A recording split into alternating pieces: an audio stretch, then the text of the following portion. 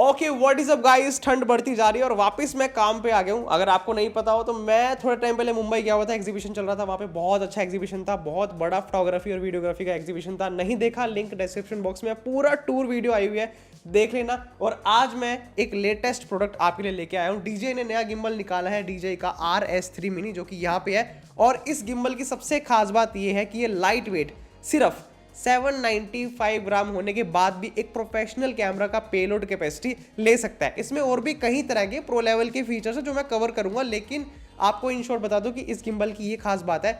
बाकी डिटेल में देखते हैं ये ओवरऑल कैसा गिम्बल है और इससे हम कितनी बढ़िया स्टेबलाइजेशन कर सकते हैं। तो इस गिम्बल के साथ जब मैं टेस्टिंग कर रहा था, इसको रिव्यू कर रहा था, इससे शॉट्स ले रहा था, तो मैंने एक चीज नोटिस करी कि ये इतना लाइट वेट और कॉम्पैक्ट है, जो मेरे को सबसे बढ़िया बात इस गिम्बल की लगी। अब आजकल हो क्या रहा है, सारे ब्रांड्स गिम्बल तो बना रहे हैं, पेलोड कैपेसिटी भी अच्छी कर रहे हैं, लेकिन उनका वेट जो है वो कम नहीं हो रहा। लेकिन इस गिम्बल का इतना लाइट वेट है, पता ही नहीं चल रहा था मैंने गिम्बल होल्ड किया, ऐसे लग रहा था मैंने किसी मोबाइल का गिम्बल पकड़ रखा है। और सबसे अच्छी बात मेरे को इस गिम्बल की यही लगी, इसके अंदर गाइस डिजाइन जो है ना वो इस हिसाब से बना है कि पेलोड कैपेसिटी भी अच्छी है और हॉरिजॉन्टल और वर्टिकल दोनों मोड में हम शूट कर सकते हैं, जो मैं आपको आगे करके दिखाऊंगा। और यूज करते वक्त ना गाइस ये गिम्बल काफी हैंडी है। आप देख सकते हैं कि मेरे हाथ में इजीली ग्रिप बन रही है और बहुत मजा आता है इसको यूज करने में, बहुत अच्छी ग्रिप बनती है। और डिजाइन जो है RS जो सीरीज है उससे इंस्पायर्ड है। अगर आपने DJI के RS लाइनअप के गिम्बल देखे, RS3 या फिर RS3 Pro, उससे मिलता जुलता आपको डिजाइन लगेगा। सामने की तरफ 1.4 इंच की जो है स्क्रीन है, इसमें टच स्क्रीन है, आराम से सारे मोड्स जो है उसमें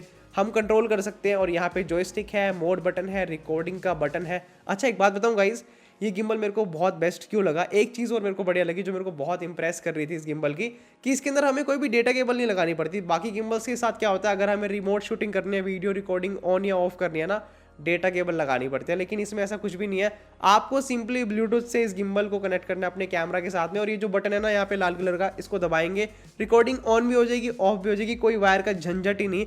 तो लाइट वेट के साथ साथ ब्लूटूथ, इसमें शटर रिमोट का जो फीचर है ना, बहुत इंप्रेस किया मेरे को, बहुत मजा आया। और गाइज इसके अंदर जो एल्गोरिदम है ना, मतलब जो स्टेबलाइजेशन का एल्गोरिदम है वो 3rd जनरेशन का है, यानी कि और भी स्मूथ स्टेबलाइजेशन इस गिम्बल की है, जो मैं आपको आगे टेस्ट करके भी दिखाऊंगा, आप आराम से डिटेल में देख पाएंगे।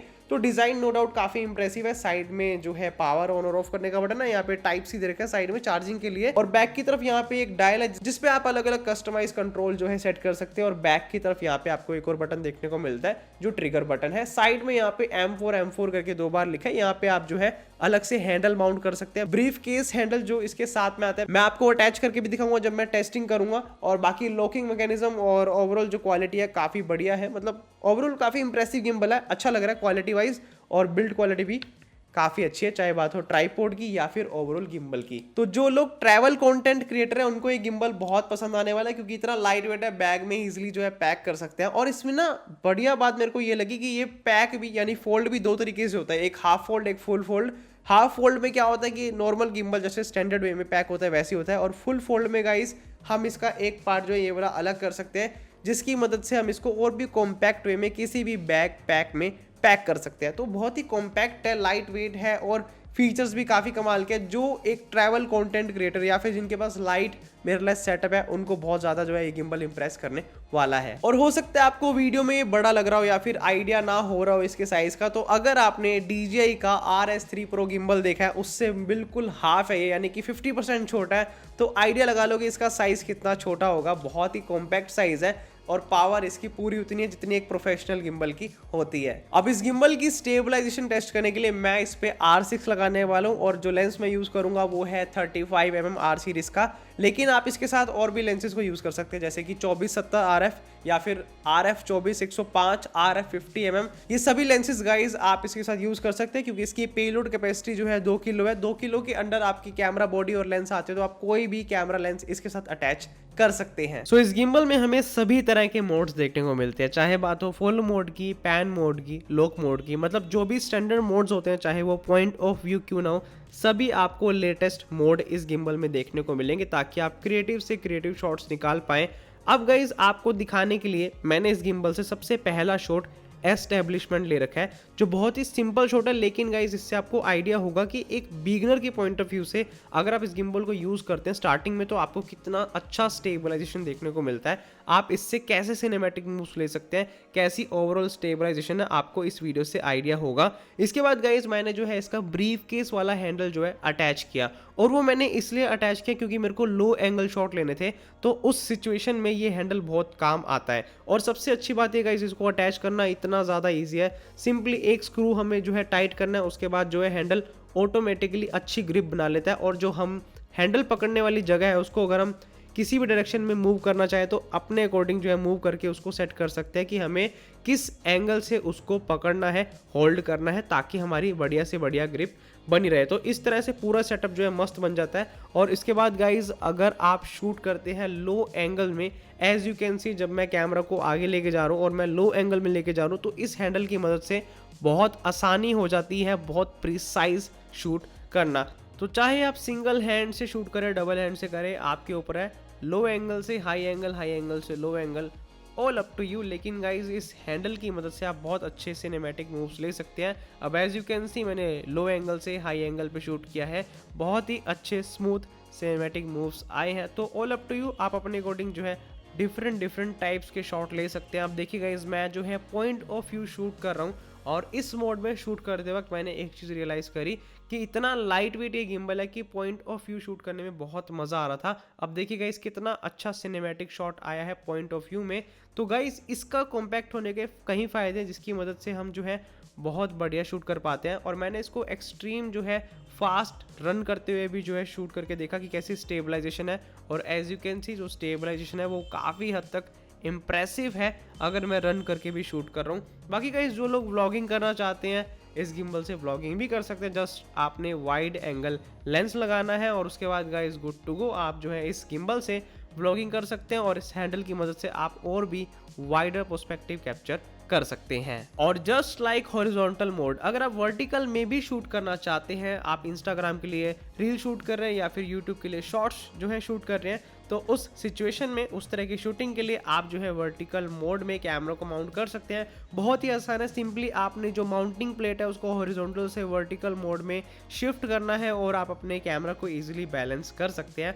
और जो भी आप वर्टिकल मोड में बनाना चाहे बना सकते हैं। सभी मोड्स गाइस वर्टिकल मोड में अवेलेबल है, चाहे फॉलो मोड हो, पैन मोड हो, कंप्लीट गिम्बल आप वर्टिकल मोड में यूज कर सकते हैं अपने कैमरा के साथ में। और अगर गाइस मैं बात करूं हम कैसे बढ़िया लाइट वेट व्लॉगिंग सेटअप कर सकते हैं इस गिम्बल के साथ में, तो गाइस अगर आप DJI का माइक भी यूज करेंगे ना इस गिम्बल के साथ में और अपने कैमरा के साथ में, तो आप बहुत अच्छे व्लॉग्स बना सकते हैं। मैंने एक डेडिकेटेड वीडियो DJI के माइक के ऊपर बनाई हुई है, आप देख सकते हैं, बहुत अच्छा माइक है, कंसीडर कर सकते हैं अगर आपको जो है बढ़िया माइक भी चाहिए अपने व्लॉगिंग सेटअप के लिए। और वो माइक ऐसा है आपके फोन, आपके लैपटॉप, आपके किसी भी कैमरा के साथ अटैच हो जाता है, इवन एक्शन कैमरा DJI का जो है उसके साथ भी अटैच हो जाता है। तो उस माइक को आप अपने किसी भी तरह की कंटेंट क्रिएशन के सेटअप में कंसीडर कर सकते हैं। और अगर गाइस हम बात करें इस गिम्बल के बैटरी बैकअप की, तो आप 10 घंटे तक लगातार इस गिम्बल के साथ शूट कर सकते हैं, कोई भी दिक्कत नहीं, अच्छा बैटरी बैकअप है। और बात करें चार्जिंग की, यानी कि कितनी देर में चार्ज होता है,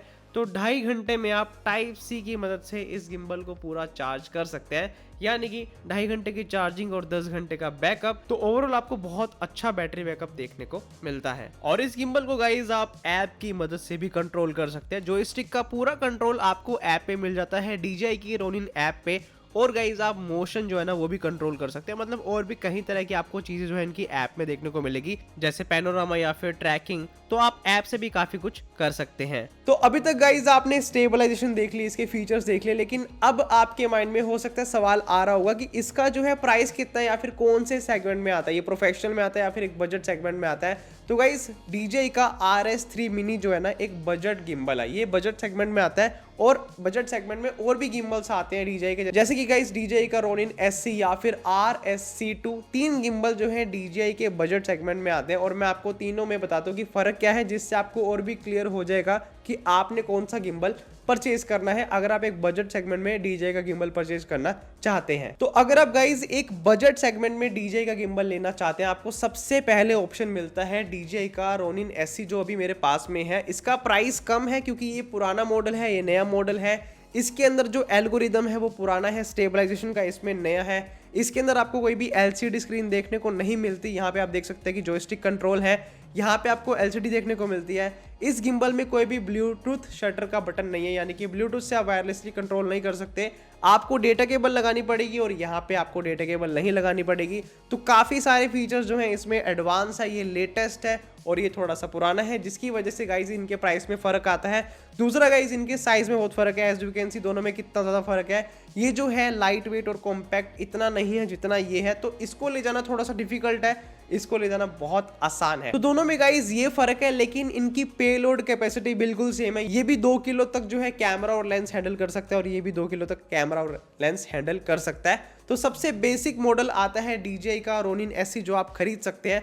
उसके बाद आता है DJI का RS3 मिनी और उसके बाद आता है एक और मॉडल, वो है DJI का RSC2। और RSC2 इसलिए महंगा है क्योंकि उसके अंदर जो पेलोड कैपेसिटी है वो 3 किलो की है। तो अगर आपको लगता है आपका कैमरा और लेंस 2 किलो से ऊपर का है, आपका जो कैमरा और लेंस हैवी है, तो आपके लिए दोनों मॉडल जो है काम के नहीं है। आपको जाना पड़ेगा RSC2 में, जिसमें आपको ज़्यादा एक्सपेंशन मिलेगी, ज़्यादा कैपेबिलिटीज़ मिलेगी और आप ज़्यादा हैवी लेंसेज के साथ काम कर पाएंगे। तो बजट सेगमेंट में तीनों आते हैं, सबसे पहले ये आता है, फिर ये आता है और फिर उसके बाद RSC2 आता है। हालांकि गाइज इसका भी प्राइसिंग जो है इंडिया में नहीं आई है, जैसी आएगी मैं लिंक डाल दूंगा। बाकी इसका और RSC2 का लिंक मैं डिस्क्रिप्शन बॉक्स में डाल दूंगा। दोनों ही प्राइस के अकॉर्डिंग बहुत ही बढ़िया गिम्बल है। और अगर गाइज आप और भी हायर साइड जाना चाहते हैं और भी बढ़िया क्वालिटी गिम्बल लेना चाहते हैं DJI का, तो फिर आता है RS3 और RS3 Pro। तो इस तरह से पूरा लाइनअप काम करता है और इनकी स्पेसिफिकेशन में प्राइस के अकॉर्डिंग फर्क आता रहता है और उसके अकॉर्डिंग जो है आप चूज कर सकते हैं। बट ओवरऑल अगर गाइस मैं बात करूँ ना, इस गिम्बल ने मेरे को बहुत इंप्रेस किया क्योंकि लाइट वेट है और मेरा पूरा सेटअप R6 का इस पे इजीली लग जाता है। मेरे को क्या जरूरत है इतने हैवी सेटअप कहीं पे लेके जाने की।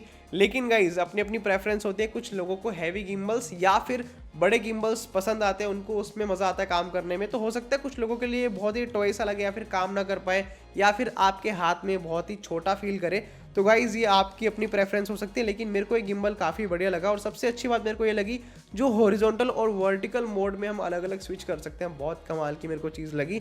अलग अलग तरीके से हम इस पे कैमरा माउंट कर सकते हैं। सो ये मेरे ओवरऑल व्यूज थे इस गिम्बल को लेके। होपफुली आपको इस वीडियो से काफ़ी आइडिया हुआ होगा RS3 मिनी के बारे में। बाकी इनकेस अगर आपके माइंड में कोई भी सवाल हो, नीचे कमेंट बॉक्स में लिख सकते हैं। वीडियो अच्छी लगी तो वीडियो को लाइक एंड चैनल को सब्सक्राइब जरूर करें। Stay tuned until next video.